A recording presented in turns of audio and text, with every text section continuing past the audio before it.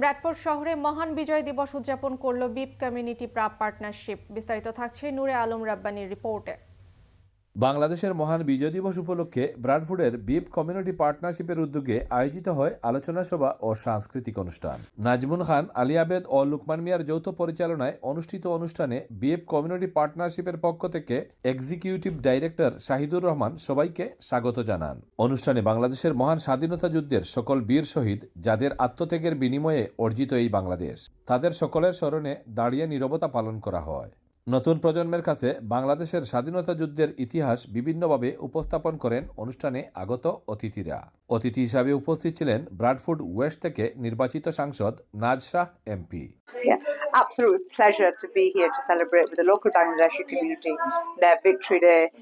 It's really very important to acknowledge history and celebrate the triumph of Bangladesh. A fantastic event. We had Aina Arts from Manchester doing a performance and other performance as well, and we celebrated all together in Bradford.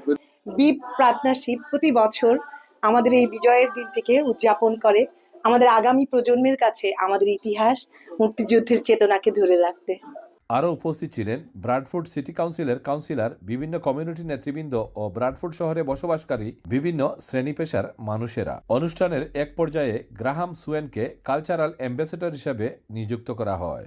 বিভিন্ন শ্রেণী পেশার মানুষদের সাথে বিশেষ করে বাচ্চারাও এই অনুষ্ঠানে খুবই আনন্দ উদ্দীপনার মধ্য দিয়েই অংশগ্রহণ করে এবং সংক্ষিপ্ত আকারে হলেও তাহারা জানতে পারে বাংলাদেশের মুক্তিযুদ্ধের দীর্ঘ 9 মাসের ইতিহাস।